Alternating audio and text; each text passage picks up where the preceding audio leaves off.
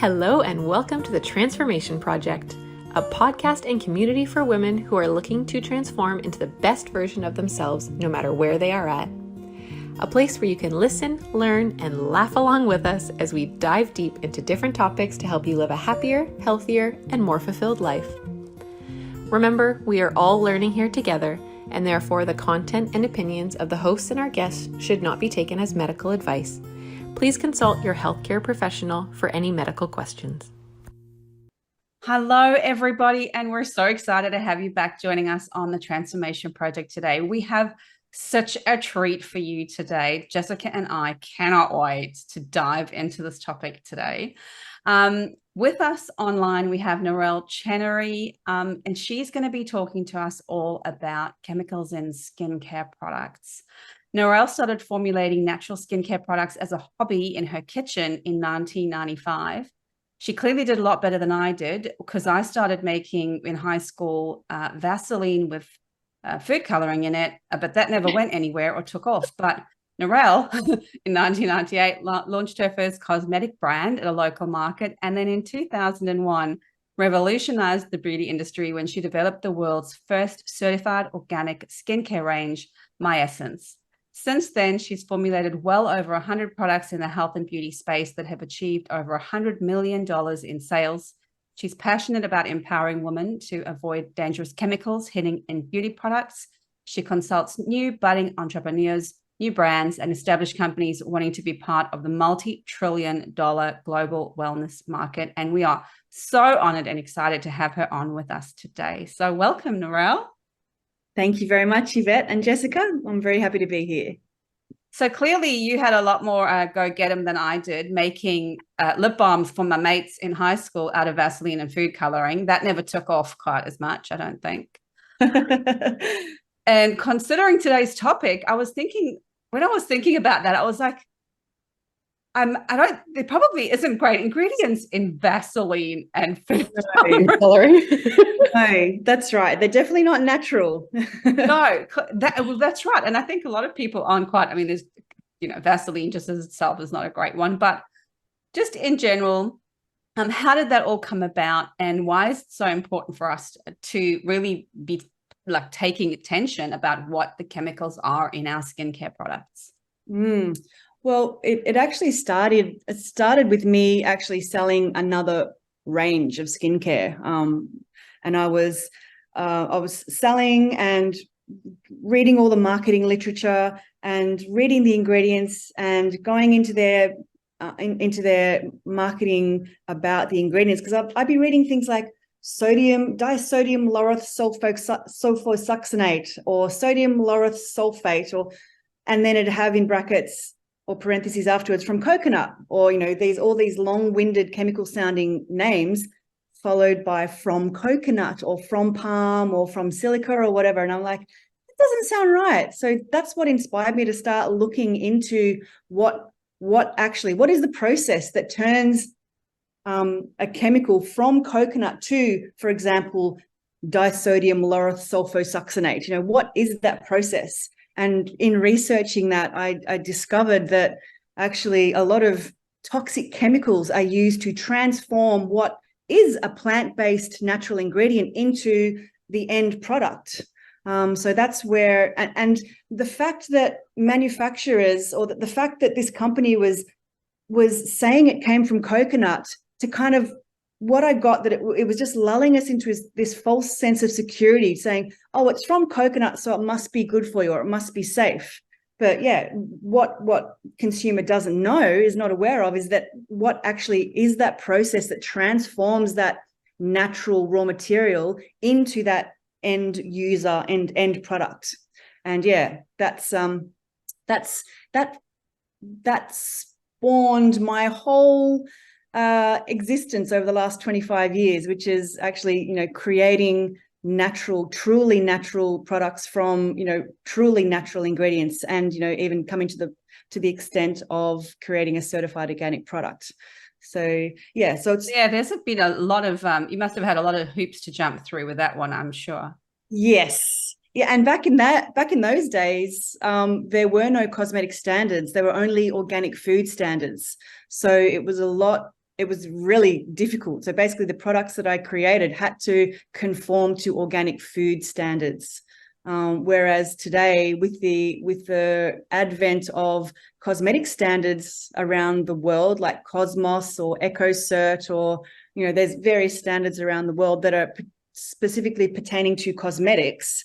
So they do allow green chemistry ingredients these days in the cosmetic standards, whereas back when I had my range certified, there were you couldn't use chemicals at all. It all had to be food grade ingredients. So yeah, you could literally eat your lipstick, and you could literally eat my cleanser, literally eat the moisturizer. Yeah. Wow. So, yeah. And those formulas haven't really changed in the last 25 years. They still stand alone as certified organic skincare products to food standards, which is really, really unique. Yeah. Well, they do say if you wouldn't eat it, like, don't put it on your skin. Exactly. That saying. So that's so awesome. Yeah. So it's really important to be informed about these chemicals. Well, basically, what I like to quote the Food and Drug Administration in America back in 1998. The director of the FDA, the Office of Cosmetics and Colors, he stated basically, and this is a direct quote: consumers believe that if it's on the market, it can't hurt me. And this belief is sometimes wrong. Mm-hmm. We just assume that if it's sitting on the shelf, it's gone through some kind of safety testing, and that's actually not the case with cosmetics. So it's really important, caveat emptor, we really need to be aware about the ingredients that we're putting on our skin, because there is no pre-market, there's no safety testing that is actually required for cosmetics. So what does someone do if they're looking at their brand? I'm just looking at my soap right now, my hand soap. And it says these whole things, but from coconut. Exactly. That's exactly that means nothing. That absolutely means nothing, because to transform that chemical from coconut requires a whole gamut of chemical processes, industrial processes, toxic chemicals. We don't know. As a consumer, we don't know how it starts out as coconut oil and ends at whatever that ingredient is on your cosmetic label. So, and this is what is termed greenwashing. So greenwashing is it's just exactly that. It's lulling us into a false sense of security by giving us names like natural, organic, from coconut, those kind of things. That's basically giving us the impression that it's cleaner and greener than it actually is. Mm-hmm. So three main reasons to be informed about the chemicals in skincare is, number one, so you don't get fooled by greenwashing, which is still rife. Like even 25 years down the track, when I started out, I was like, oh my God, these companies are doing this. Is so deceiving. This is like misleading conduct. And they're still doing it to this day, greenwashing. So to get informed so you don't be fooled by greenwashing. And number two is to protect your family from toxic chemicals disguised as natural ingredients, because natural basically means nothing in the cosmetic industry. There is no legal definition for the term natural in cosmetics. And finally, when we're informed and we can make better choices, then we're actually putting our money where, we're putting our money with what the future is that we want to create. We're creating a better world through channeling our hard-earned money into brands that are actually doing the right thing, instead of, misleading us and greenwashing and using slick marketing tactics. Mm-hmm. That's exactly what it is. Yeah. Because when you read something and it says natural. Yeah. But derived from natural ingredient. They can put pretty much, I think, anything they like on the front of it. I mean, even with food, right? Like we always tell everybody, make sure you read the label. Yeah. Because they make the product look brown and cardboardy, and and then it says like all sorts of stuff on the front, and you flip it over and you look on the back and you're like, but wait, they can say whatever they want in the marketing. But I had no idea that they could say natural on it and that actually doesn't mean anything. Means absolutely nothing. Yep, it doesn't mean a thing. Yeah, there's no well, I've been a member of the International Standards Organization committee for nearly 10 years, developing organic and natural standards for cosmetics. So we're very close to actually having a standard that is a worldwide standard. So yeah, there have been developments certainly in the last 25 years. The market is getting better. Like the industry is getting better, and also with so many organic standards, there are, so basically, for example, you can't, if your product is certified organic, if your product's organic, you can't call it organic unless it's certified organic. So we'll go into that in a moment, which is all about the definitions. So what does natural and organic mean in terms of skincare and cosmetic products? Well, if you don't mind, I'll just jumping into those definitions. Yeah, please. Yeah, go for it. Truly natural. So when you see the term natural, like we as consumers probably think, oh, it's a natural product like avocado oil or butters or beeswax or essential oils and herbal extracts. So that is my definition. That is a truly natural product. So these are agricultural ingredients or extracts. They're extracted via physical processes or biological processes without any chemical reaction. So we're talking about, coconut oil or avocado oil. So these are things that are pressed, they're physically pressed, or they're not chemically extracted. So that is a truly natural ingredient. And the end product of that is, the end product of a truly natural process is safe, edible food grade. So we're talking about literally those plant oils and butters, shea butter, cocoa butter, beeswaxes, candelilla wax, so plant-based waxes, beeswaxes, essential oils that are steam distilled from natural plant matter. So roses from rose flowers, eucalyptus from eucalyptus leaves. So they're steam distilled. So they're actually it's a physical process of extracting. And same with herbal extracts. So you're macerating herbs, dried herbs or fresh herbs in a macerate, whether it be an ethanol or a glycerin or a plant oil. So those kinds of things are truly natural. And what would they say on the label if you had a product that had those in it?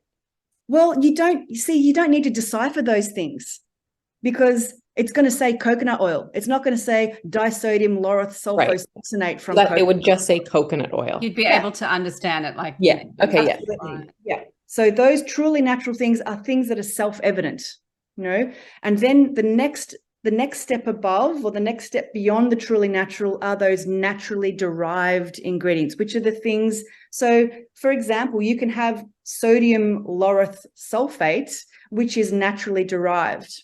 So, which is basically, you can create this. A sodium lauryl sulfate is a surfactant, a shampoo ingredient that can come, and often does come, from coconut oil. But the issue with these ethoxylates, and again, that I'm jumping ahead, but basically, to create sodium lauryl sulfate from coconut oil requires lots of chemical processes, and the ETH in the name lauryl indicates it's an ethoxylated compound, which means that ethylene oxide has been used in that manufacturing process. And ethylene oxide is a carcinogen. So even though you can have sodium lauryl sulfate that's naturally derived, it doesn't mean it's good for you. It doesn't mean it's safe. It doesn't, so this is where we have to be really aware about the kinds of chemicals that we're looking at. So naturally derived, naturally sourced, synthesized ingredients. So they start out as truly natural ingredients, but then they go through a chemical process to create their end product. So there's basically two classes of naturally derived kind of ingredients. That's the one is chemically processed with toxic ingredients, which is just like what I just said, sodium lauryl sulfate using ethoxylates, or cocamide DEA using diethanolamine, which is a known carcinogen.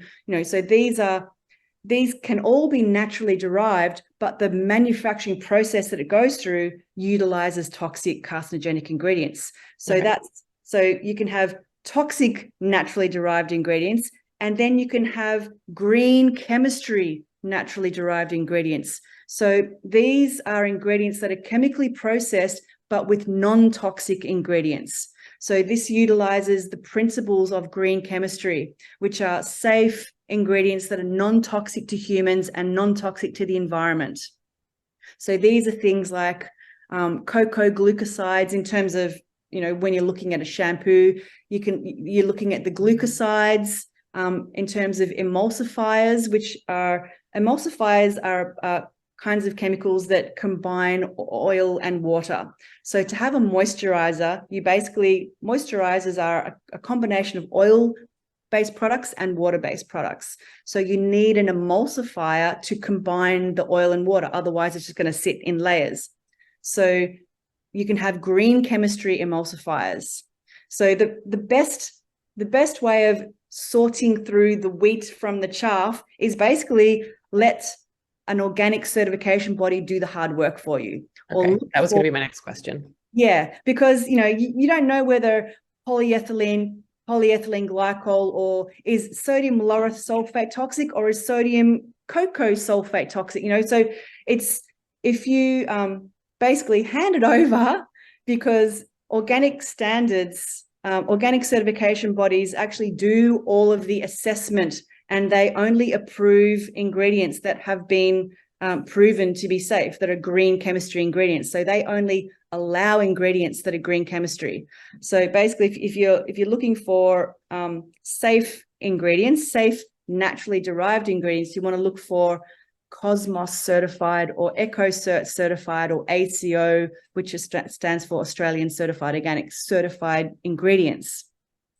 Otherwise, I'm going to give you some half a dozen tips on what to look for as well. So there's going to be a few things that your listeners can walk away from, which will really help them in their being able to decipher, what the wheat from the chaff basically, or fake natural with truly natural. Your listeners will definitely be walking away with something from this webinar today. That's so awesome, because they don't make it easy for you. No, that's right. And that's why I started, because I wanted to educate women, basically, because we make most of the purchasing decisions for our household, educate women. So it's basically because we're basically up against multi-billion dollar companies with huge budgets that are, telling us, you're worth it kind of thing. And with using models that won't get out of bed for less than $10,000 a day, and basically telling us that we're not worthy unless we're using their products, but glossing over what actually is in those products. So with a little bit of education, you can actually overturn all that slick marketing hype by turning the product around. So basically what we're learning to do is ignore what's on the front of the product and turn around and actually look at the ingredients, which is really what we've learned in terms of food, haven't we? We ignore all those fancy marketing claims and we look at the ingredients, because that really is what tells us what that product is made of. And we're putting it on kids too, right? So it wasn't until I had my daughter, when she was little, she had was in hospital and had kind of significant sort of health issues just as a newborn. Yeah. And one of the outcomes is that her skin is really sensitive. And so too, I never cared. I just put whatever, I didn't bother. And so it wasn't until we realized she was reacting, to soap that is supposedly natural, to things that are supposedly okay for babies and, whatever. And she was reacting to those things that we kind of went, oh, wait a minute. Yeah, that's when that's when most people, when you challenge with an issue, when you challenge with, some kind of problem, that's when we think, okay, we're going to do something about this now. It's human nature, isn't it? We're not worried about things until we get cancer. We're not worried about our diet and how much alcohol we drink until we get cancer. It's like, okay, now we have to do something about it. So yeah. And then I guess with you have to become the expert, because nobody's, unless they're already on that side of the fence, nobody's really there to help you. Everybody else is ultimately just there to they're in it for themselves. For themselves and the money. They're just trying to sell as much product as they possibly can. And they're using the slickest, marketing manipulation tactics to get you to buy their product. But really, caveat emptor, buyer beware. We have to, as women, especially making most of the purchasing decisions for our households, we have to be the warrior, both in terms of, fighting and worry. We need to worry about what we're putting on our kids, because the world today, there are so many chemicals coming from all angles. So from what we're putting in what those Glades plugins, what we're plugging into our, to make our house smell nice, what we're cleaning our laundry and our kitchen with, what we're washing our children with, what we're putting on our skin, like what we're eating. So we're basically being attacked by, from every angle, being attacked by toxic chemicals that are, neuro damaging pathways, endocrine disruptors, all sorts of issues, not to mention, actual having just, simple skin reactions like erythema. Yeah. And your skin is so absorbing. If you consider, how much people would even get like side effects from, anti-smoking patches, right? And people would feel weird because of a small patch on their skin. Yes. So you have to consider how much of that is actually being absorbed. Yeah. I still have a friend from when my daughter was little. We made friends simply because we were both the moms who wouldn't allow the daycare to put sunscreen on our kids. Awesome. We're still made. We saw each other across the room. We were like, oh yeah, I see you. Yeah, that's another huge one. All the toxic chemicals in sunscreens. Yeah, there's really only one ingredient that is safe as a sunscreen, and it's been used for 300 years, and it's zinc oxide. Yeah. So it's broad spectrum. It's actually good for the skin. It forms a physical barrier. All of the other chemical sunscreens are just bad news. They're really bad news. They don't protect the skin. They actually transform UV rays into carcinogenic. They transform the heat into genetically mutating waves. So they cause skin cancer. Definitely just the simpler, the better in terms of sunscreens. Zinc oxide is definitely the way to go. Yeah. No, I'm that parent as well. My kids are both in daycare and neither of them are allowed sunscreen. And it's like, and I'm like, oh, they can use this brand. And I've like brought it in. They're like, oh, we'll need a doctor's note or a pharmacist to sign off saying we can put this on their skin. And I'm like, what? No. Oh my God, it's so crazy. It is crazy. Yeah. Okay. So what are like the biggest tips, would you say? Like, what should people avoid? What should they try and do? Like, I love the sunscreen one. That's really good. Yeah. So zinc oxide. Yes. So the overarching things that we need to be concerned about around, the ingredients in the cosmetic industry. So there are three main issues: known and probable human carcinogens in cosmetics. So these are ingredients that are known to cause cancer. Okay. And the Environmental Working Group actually did a study back in the 90s and in the 1990s and found that 1/3 of all products on the market contain one or more ingredients classified as a human carcinogen. That's nuts. It's crazy. Insane. It's absolutely insane. And then the next issue is the impurities of concern. So these are impurities. So they're actually not listed on the ingredient list. So this is where I'm going to be giving you some hot tips as to what to look for. So to avoid these impurities. They're impurities because they occur as impurities in these ingredients, and they're not listed on the label. So what the EWG found was that nearly 70% of all products on the market contain ingredients that can be contaminated with impurities linked to cancer and other health problems, which is pretty scary. Yeah. And then there's the fact that nearly 90% of the 10,500 ingredients used today in the personal care industry have never been evaluated for safety. Okay, so by the Cosmetic Ingredient Review Panel in the States, by the Food and Drug Administration, basically 89% of the ingredients used today have never been evaluated for safety. So these are the main reasons why we need to be aware, because they're not looking like, think about the cigarette industry, the tobacco industry. Like they're the only thing that the government, like we can't wait for the government to step in and save us. You know, the best thing that we can expect from the government is to, like you've seen cigarette packets, this product will cause cancer, right? They're not going to stop it from being sold. They can still sell it, yeah. Yeah, it's still going to sell. Nothing's going to be removed from the market. It's really is buyer beware. So we're insane if we think the government is going to step in and save us or, you know, protect us. They're not. So we really need to become our, you know, the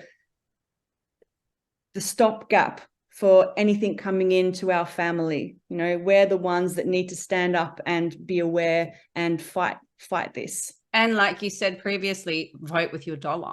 Yes, absolutely. And because if nobody's buying it, yep, they'll have no choice but to change. When no one's buying the crap that they're peddling, the junk that they're peddling and have been getting away with for decades, it's only when it starts hitting their hip pocket that they're going to start changing. Yeah. And it is happening. Like there's so many. When I got started, you know, nearly 30 years ago, no suppliers, no cosmetic ingredient. Like I'd ask for organic ingredients and they'd basically laugh at me. They didn't even know what I was talking about. Isn't everything organic? What are you talking about? Everything's organic. But yeah, the industry has definitely changed in the last 3 decades. So yeah, there's plenty of options for people who are aware. There's lots of companies doing great things.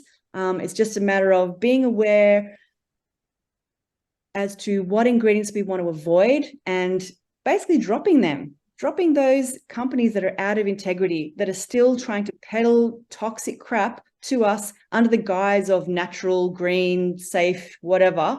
Let's call them to task. And it's only through consumer power that we can actually change the industry. All right, so let's get into talking about some specific ingredients to look out for and avoid. So there's a class of preservatives called formaldehyde donating or formaldehyde releasing. So these ingredients, basically they're a concern because they slowly and continuously release a small amount of formaldehyde, which you may be aware is classified as a known human carcinogen. So this is how they work. These preservatives release formaldehyde into the formula, which keeps the bugs at bay. But by releasing formaldehyde, it means that the product now has formaldehyde in it. And formaldehyde may off-gas from cosmetics containing these ingredients, and they can be inhaled. And most of the cancer research on formaldehyde has focused on the risks from inhalation. So we definitely want to be avoiding formaldehyde donating preservatives. So there's half a dozen different formaldehyde donating preservatives, and they're difficult to remember. So I'll just read them out, but your listeners can just Google formaldehyde donating preservatives and it'll come up on a Google search. So there are 6 of them. Sodium hydroxymethylglycinate, otherwise listed as Suticide. There's one called imidazolidinylurea or Germol 115, and then diazolidinylurea, and then quaternium 15.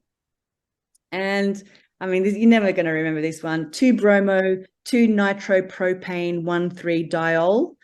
And then, but one that I have seen, the DMDM hydantoin. So DMDM hydantoin is a fairly common one. So is the sodium hydroxymethylglycinate. But I still see that in cosmetics today, in lots of so-called natural cosmetics today. I'm super impressed that you just So you can say those. I'd be like one of those people that you see on the weather report, like trying to give the name of a volcano in Norway, you know, and they're like, blah, blah, blah. Yeah, I'd be like stuck. But agreed, like you can totally, like if you Google that, you carry it with you, keep it on a little note on your phone, you'll be able to check it out. Just Google formaldehyde donating or formaldehyde releasing preservatives and it'll come up with a list.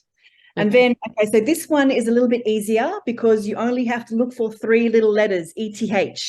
So this is, and I indicated just briefly before, ethoxylated ingredients. So these are things like sodium laureth sulfate, ammonium laureth sulfate. So these are chemicals with an ETH somewhere in the name. So ethoxylation is the process of reacting ethylene oxide, which is a carcinogen, and the process of ethoxylating. So basically, you've got sodium lauryl sulfate, which you may have heard of, and then you've got sodium laureth sulfate. So the ethoxylation process actually is supposed to make chemicals less harsh, so more mild, but the ethoxylation process creates small amounts of dioxane and also leaves residual ethylene oxide in the product. And dioxane is, so both ethylene oxide and dioxane are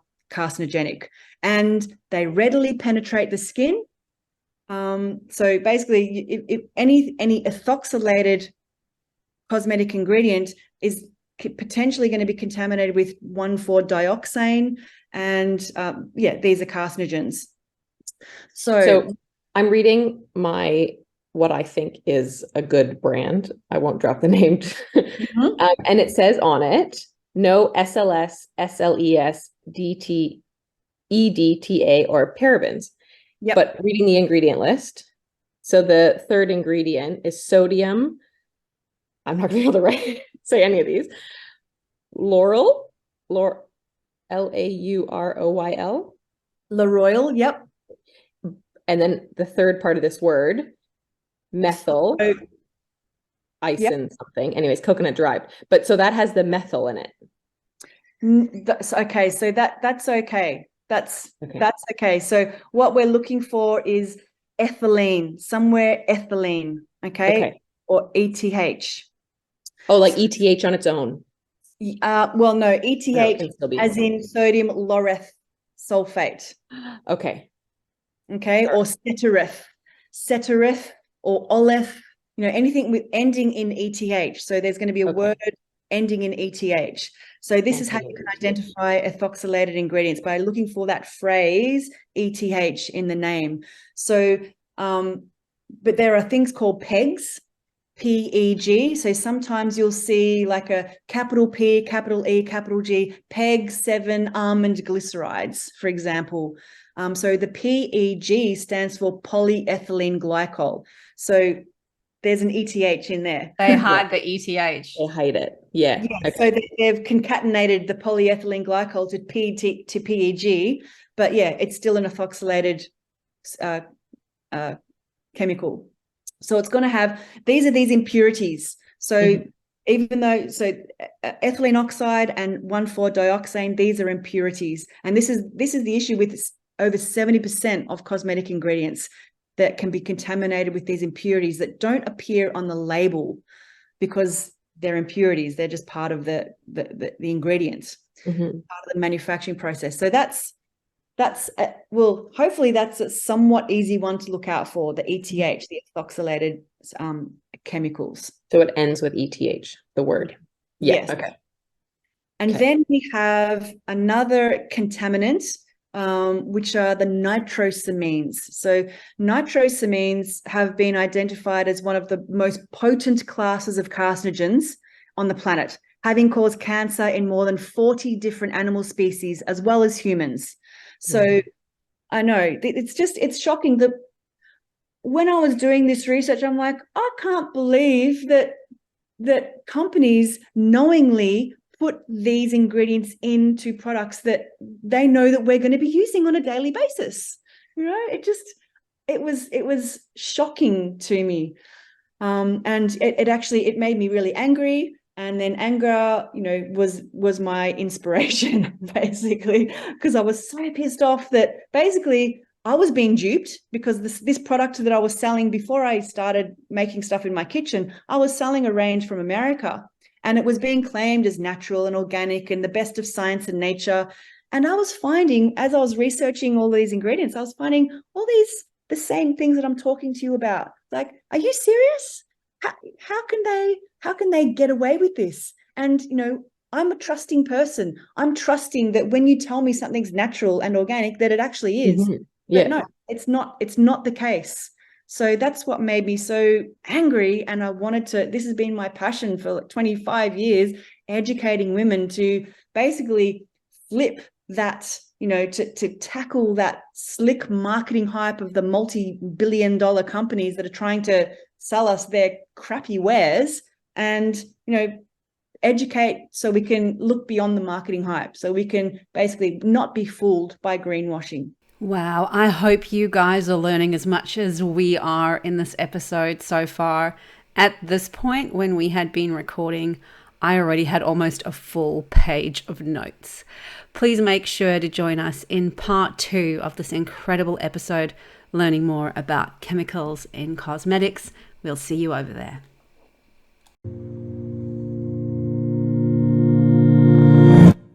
Thank you for listening in to this episode of The Transformation Project. The Transformation Project is not just a podcast, we're also a community. We're a collective of like-minded people all around the world seeking to live their best life and raise each other up. We're looking to support you, set goals, get healthier, connect with yourself and others at a deeper level, and better understand yourself and the world around you. We're always looking to link arms with like-minded people wanting to create more out of life. You can connect with us via our website, which is www.thetransformationproject.net.au. Email us at support@thetransformationproject.net.au, or simply listen in to one of our podcast episodes, which can be found on all podcast platforms, including Apple Podcasts, Spotify. You can even watch some of our episodes on our YouTube channel, simply called The Transformation Project. Please like and subscribe to make sure you hear all the incredible shows and guests we have lined up. If you have any feedback or any comment, we would love to hear those, as well as any ideas or guests that you think we should be interviewing in future. Thank you for joining us on this episode of The Transformation Project.